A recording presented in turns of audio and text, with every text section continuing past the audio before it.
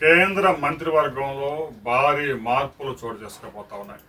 దాదాపుగా ఒక 12 మంది మంత్రుల్ని వారిలో ఒక 6గురికి శాఖలు మార్చడం, మరొక 6గురిని తొలగించడానికి కేంద్రంలో బీజేపీ సిద్ధమైనట్లుగా తెలుస్తోంది. ఇప్పటికే కురియన్ రాజీనామా చేశారు మంత్రి పదవికి. ఆయన రాజ్యసభ పదవీ కాలం గడిచిపోవడం, రాజ్యసభ మరొకసారి అవకాశం కల్పించడం పోవడంతో ఆయన రాజీనామా చేయాల్సిన పరిస్థితి ఏర్పడింది. అంటే ఆయన కొనసాగించే ఉద్దేశం లేదు కాబట్టి తాజాగా రాజ్యసభ సీట్లు భర్తీ అయినా కూడా బీజేపీ ఆయన్ని రాజ్యసభకు పంపించలేదు.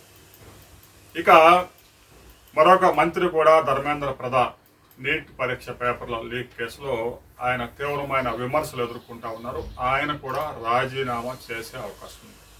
అయితే ఆయనకు ఆ పదవి రాజీనామా చేసి మరో పదవి ఇస్తారనే అంచనాలు ఉన్నాయి. అయితే ఆంధ్రప్రదేశ్ నుంచి రామ్మోహన్ నాయుడు కేబినెట్ ర్యాంకులో పౌర విమానయాన శాఖ మంత్రిగా ఉన్నారు. ఇక సహాయ మంత్రిగా ఉన్న పెమ్మసాని చంద్రశేఖర్కి ప్రమోషన్ రాబోతా ఉంది.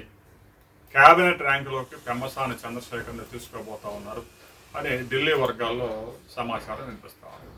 పెమ్మసానికి పదవి ఇచ్చిన తర్వాత ఆ శాఖలో చాలా సంస్కరణలు చేసి మంచి పేరు ప్రఖ్యాతులతో పాటు మంచి ర్యాంకు కూడా సంపాదించారు. దీంతో కేంద్ర ప్రభుత్వానికి కూడా పెమ్మసాని మీద మంచి ఒపీనియన్ ఏర్పడింది. ఇక కూటమిని మరింత బలోపేతం చేసేందుకు మరో కేబినెట్ ర్యాంక్ పోస్టుతో పాటు ఒక సహాయ మంత్రి పదవి కూడా కూటమి ఎంపీలకి రాబోతా ఉంది అనే సమాచారం అయితే బీజేపీ వర్గాల నుంచి వస్తూ ఉంది.